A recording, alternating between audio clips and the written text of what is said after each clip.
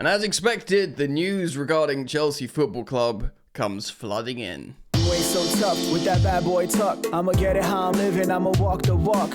Outline my lines, I rap through thought. Yo, what's going on, people? Welcome back to Football Therapy with me, your host, Jan. I hope you're doing well, mate. I really do hope that. And yes, welcome back to Chelsea News. Of course, all the journalists, all the news sites, the sports footballing publications are talking about Chelsea because we got Champions League football. We got a final, ruddy hell, tomorrow evening.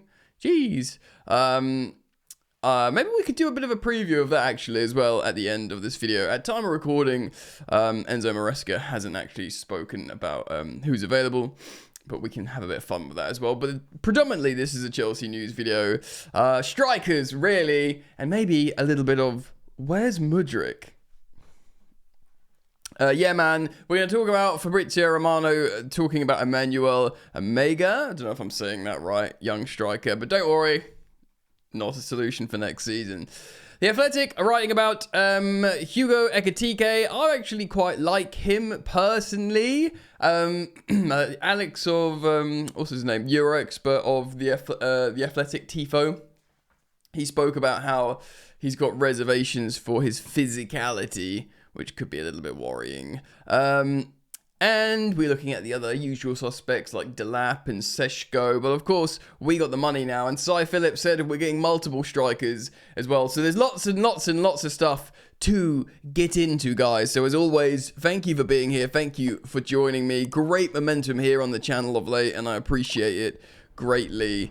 So thank you for liking this video. I do appreciate it. If you do want to subscribe, you're welcome to. And if you choose to, hit that bell notifications icon so you don't miss a beat, because it's happening thick and fast at the moment, mate.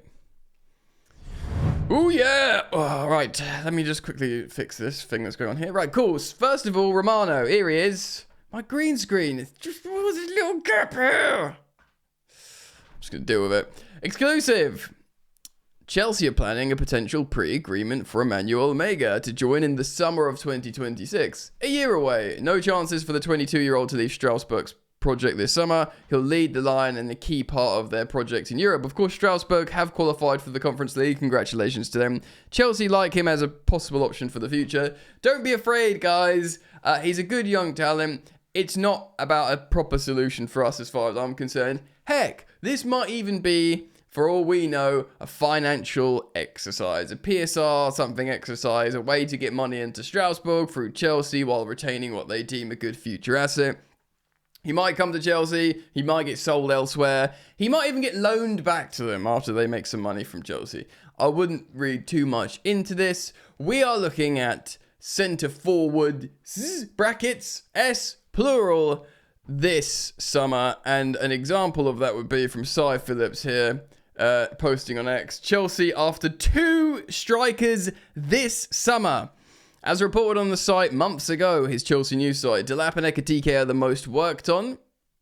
Seshko there. They're contemplating moving for Osimhen. Again, plenty of work going on. Situations changing daily. Chelsea won at least one of the 2 new strikers for the Club World Cup. Of course, there's 2 transfer windows, isn't there? There's the normal one, and there's a special, I believe, 10-day one for the Club World Cup, before the Club World Cup. So Chelsea, Liam Twomey of The Athletic reckons Chelsea will sign 2 players in that window. One could be a striker, one could be a winger or another player, and then maybe we get another striker. It doesn't surprise me that Chelsea are looking at 2 centre forwards.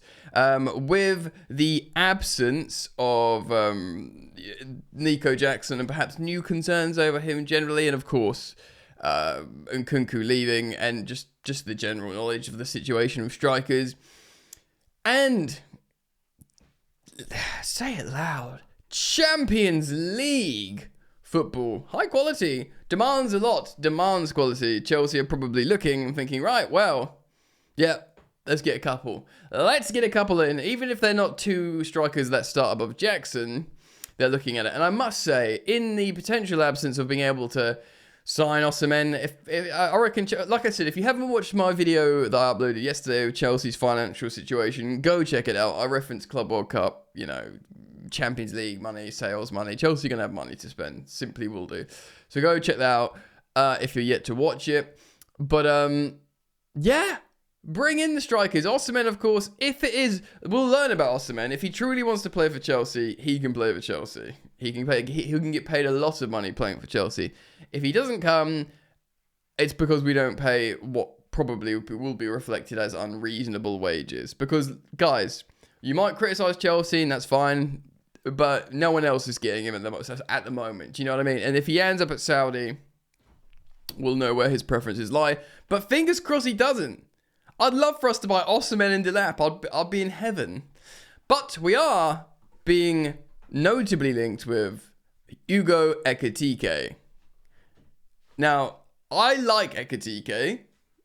I think I've looked at his stats. I'm not going to share them today, but we've shared them plenty of times here on the channel. They're very strong. If this gets legs, we'll have one more deep dive and look at him statistically.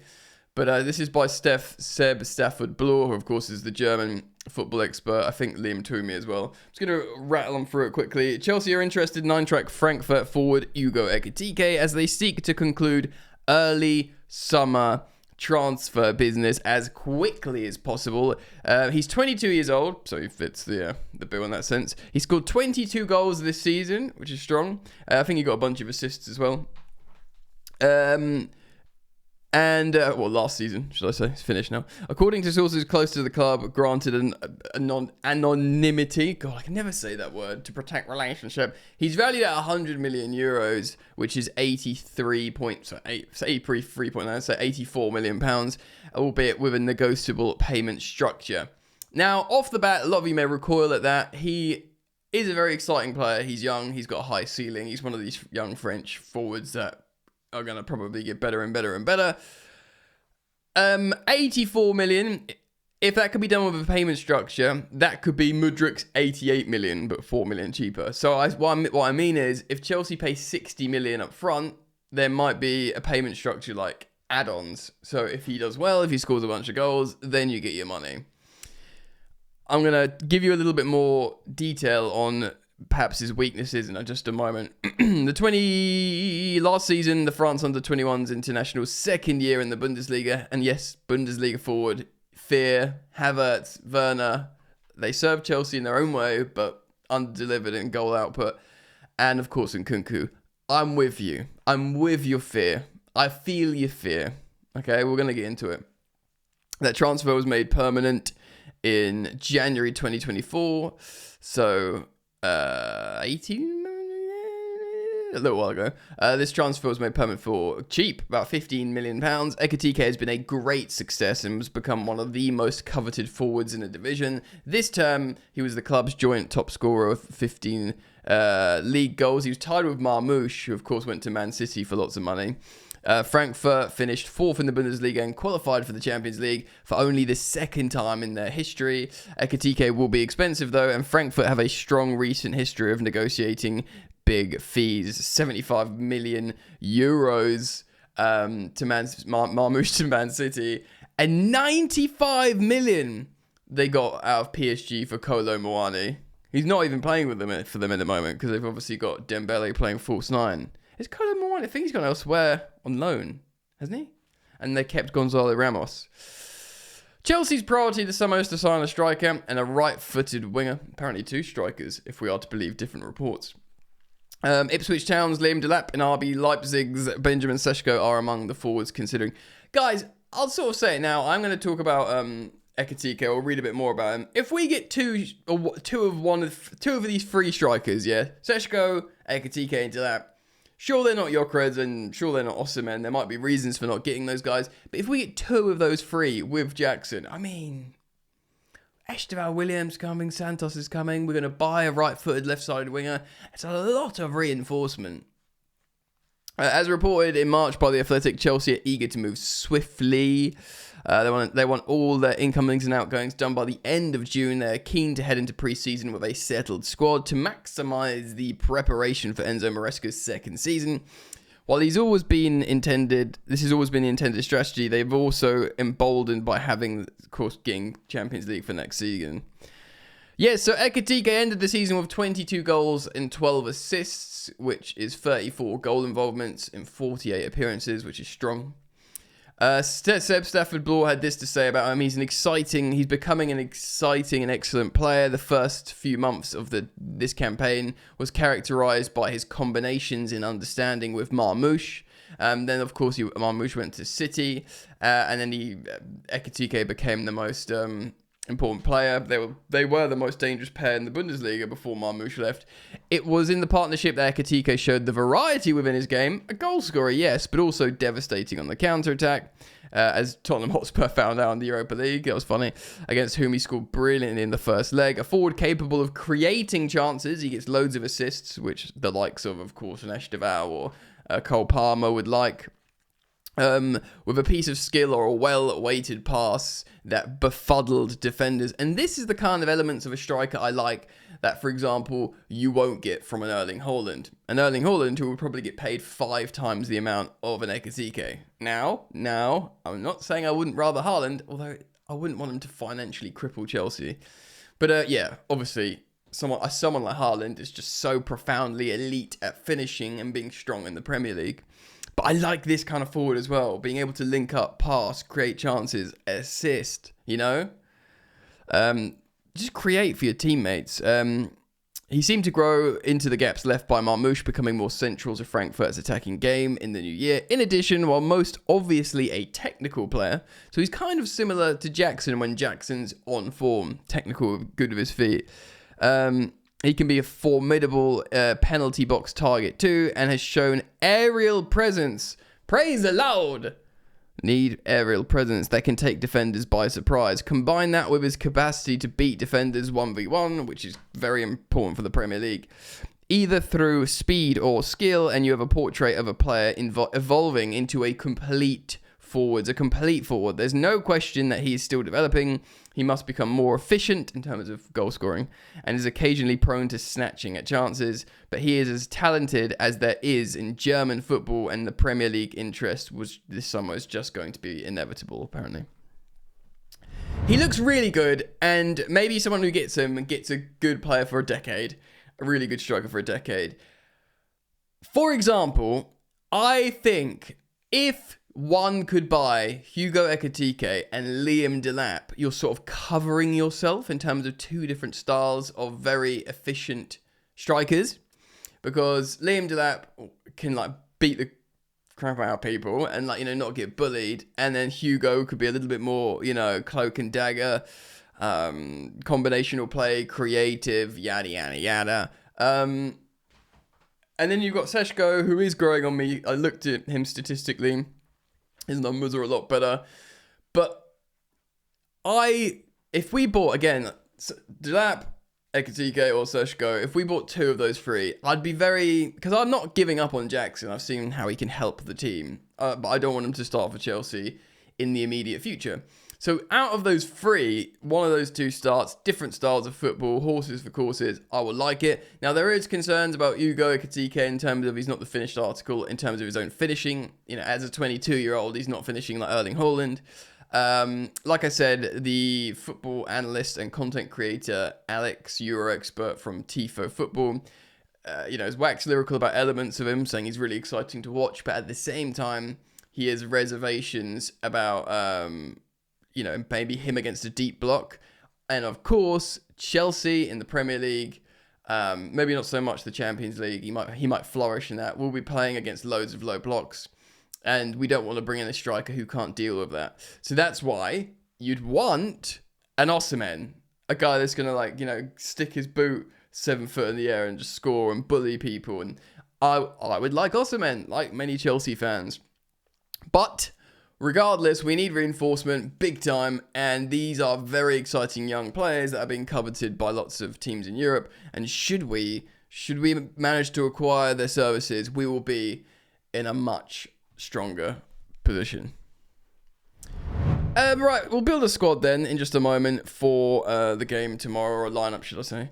I saw Mudryk trending on X. People are just talking about him. Where is he? He liked one of the Chelsea social media posts, I guess, for the Champions League.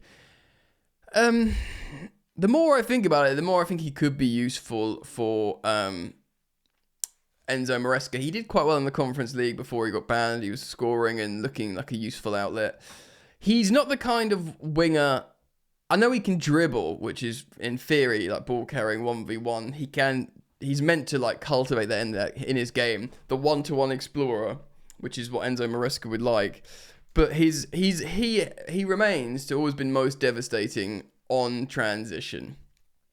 And I know it's not Maresca ball, but there are moments when Chelsea will be in transition and they'll be spacing behind, and Sancho hasn't got any pace to lose, and he's never had any pace to lose. He's more of a 1v1 player.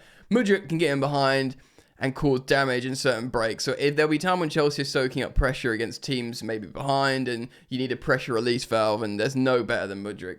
He would be useful for us. He's 24 years old now. He's got a future ahead of him, but when are we going to hear about him, man? Because I just wanted to remind us of him, because he could be useful for Maresca. Even though he's not a Maresca-style player, he's not on insane wages. He's on a long contract. His resale value is very low in terms of what we bought him for. So, Strasbourg, you know what I mean? Hashtag where's Mudryk? All right, so let's friggin' do this, man. Let's build a lineup for the final. What shape am I gonna make?